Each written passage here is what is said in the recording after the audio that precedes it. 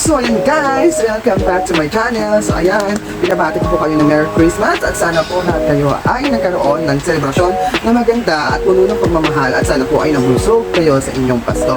So ayan guys, it's Merry Christmas. Ayan po, for today's video ay pag-uusapan naman natin ngayon ay kung paano po ililink at paano po makuha yung pera galing PayPal papuntan GCash. So ayan guys, medyo hindi po tayo nakagawa ng mga video sa mga nakaraan dahil po busy po tayo sa Pasko at ngayon lang po tayo nagkaroon ng time. So ayan guys, kung bago ko pa lang sa aking channel, huwag kalimutan mag-like, subscribe, and click the notification bell para updated ka naman sa aking mga video at mga future video.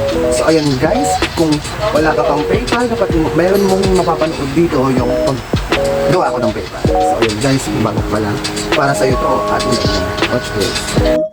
So ayan guys, hello, welcome back to my channel. So ayan guys, ako nga pala si Atrosmo Personal TV at tayo ay magba-vlog for today at ang vlog natin for today ay paano marireceive ang pera galing PayPal papuntang GCash. Ayan guys, para lang to sa may mga PayPal at kung wala pa pong PayPal, panoorin nyo po yung previous video ko dito ay meron po akong ginawang tutorial kung paano po mag-sign up o gumawa ng PayPal.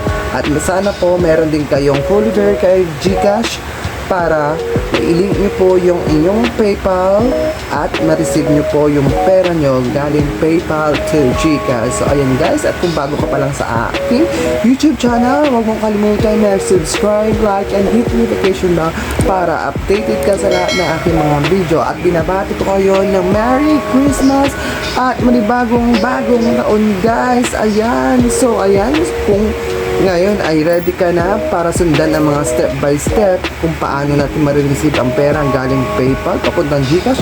So stay tuned. So tara guys.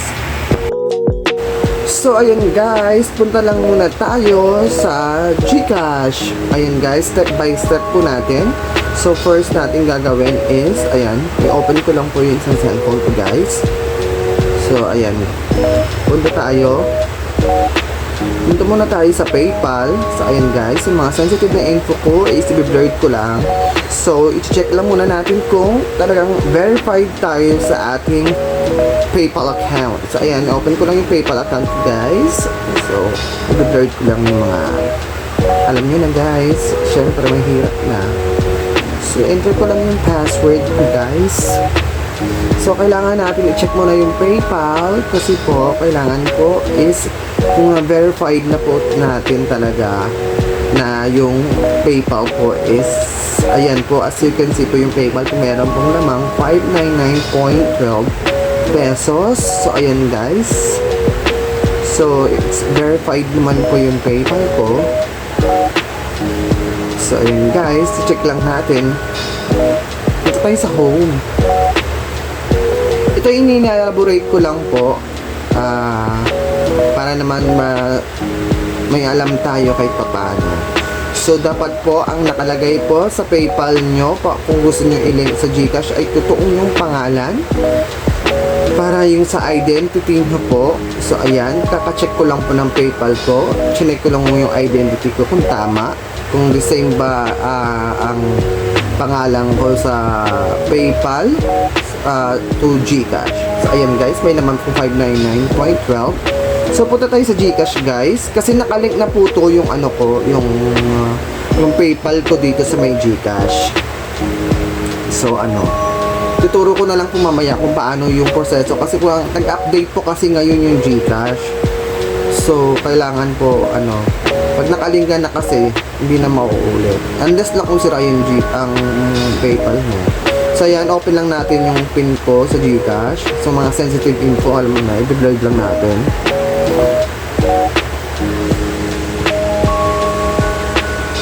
So ayan guys, as you can see, merong laman 1,473.81 yung aking GCash. So ayan guys, dahil mapasok tayo ng pera dun sa dito sa may GCash natin. So hanapin lang natin dyan sa may gilid, katabi ng balance, yung kung may nakikita pa ko yung cash in, ayan guys, Ayan, pindutin lang natin yung cash in. Tapos, syempre, hanapin natin yung PayPal, guys. Diba? So, ayan, guys, hanapin lang natin yung PayPal. So, ayan, nakikita nyo naman, 599.12. So, ilalagay mo lang po talaga siya doon mismo sa may taas. I-enter amount mo kung magkano po yung laman. So, ayan, guys, nakikita nyo, ha? So, ayan, itatype na natin. So, 599.12. So, ayan, guys, next lang natin. Says, confirm. So, confirm natin, guys. Ayan. Tapos, meron receipt kayo, your cash in is being processed. Kindly wait 24 hours for your transaction to complete. You'll receive an SMS as soon as your transaction has been completed. Pero, guys, minsan po, ganito lang po talaga sinasabi sa GCash. Pero, pag na-receive nyo po yung pera, minutes lang po talaga. So, minutes lang po. So, i-check lang natin ulit. I-refresh lang po natin ulit. So, ayan guys, pumasok na siya. Meron na siyang 2,072.93. Kanina po is nasa 1,400 lang po. Ayan guys.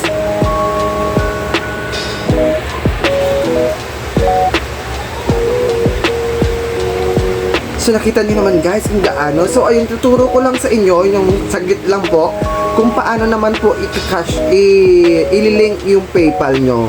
Ayan. Punta lang po kayo dito sa may linking accounts. Ayan, nakita niyo po yung PayPal na yan dyan, guys. Diyan nyo lang ilalagay yung PayPal email nyo pag gusto nyo ma-link at kung gusto nyo po ma-receive yung pera dyan.